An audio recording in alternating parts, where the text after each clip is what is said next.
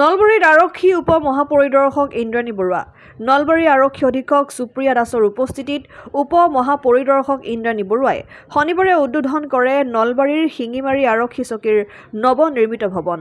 1993 চনতে স্থাপন হোৱা আৰক্ষী চকীখন চলি আহিছিল ভাড়াগৃহত। নৱনিৰ্মিত আৰক্ষী চকী উদ্বোধন কৰি পৰ্যায়ক্ৰমে আৰক্ষী চকীসমূহ উন্নীত কৰা হ'ব বুলি মন্তব্য কৰে ডিআইজিপি গৰাকীয়ে। লগতে উদ্বোধনী অনুষ্ঠানত উপস্থিত থাকি নলবাৰীৰ আৰক্ষী অধীক্ষক সুপ্ৰিয়া দাসে অঞ্চলটোৰ জ্যেষ্ঠ লোকসকলৰ লগত মত বিনিময় কৰে। আনহাতে উদ্বোধনী অনুষ্ঠানত উপস্থিত থাকে বেলচৰ আৰক্ষী থানাৰ আৰক্ষী বিষয়া নীলোৎপল দলে। নতুন বছৰৰ শুভেচ্ছা থাকিল আৰু ভোগালী বিহুৰ উলগ যাচিছোঁ। যেহেতু আজি শিঙিমাৰী এই আৰক্ষী চকীটো উদ্বোধন কৰা হ'ল, কি ধৰণে নিৰ্মাণ কৰা হ'ল, আৰক্ষীৰ বাবে কিমান সহায়ক হ'ব?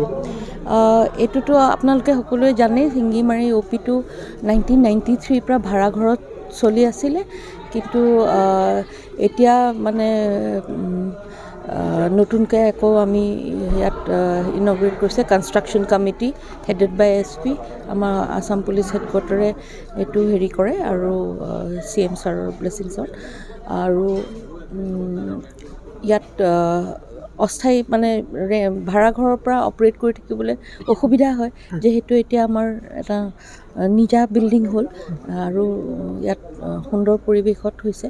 আমি ভাবোঁ যে ইয়াৰ পৰা আৰু ভালকৈ আমাৰ যিসকল আৰক্ষী বিষয়া আছে কাম কৰিব পাৰে। মেম, নলবাৰীতো এনেকুৱা কিমানমান OP আছে যিখিনি ধৰক নিজৰ মাটিত নাই, ভাড়াত চলি আছে, তেনেকুৱা আছেনে? আৰু আছে তেনেকুৱা আছে আৰু বনাব। আমি ইয়াৰ আগতে আৰু এটা OP যোৱা বছৰ হেৰি কৰিছিলে, তেনেকৈ আৰু বনাব।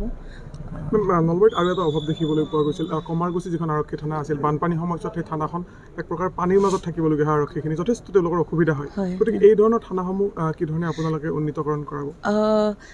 সেইটো কাৰণে আমাৰ মানে বেলেগ বেলেগ স্কীম আছে, যেনেকৈ মৈত্ৰী স্কীম আছে, সেইটো আছাম পুলিচ হেডকোৱাৰ্টাৰে চায়। মানে পাৰ্ট বাই পাৰ্ট কৰি আছে, গোটেই অসমতে কৰি আছে, ইয়াতো কৰিব নিশ্চয়। অসম আদিত্য, নলবাৰী।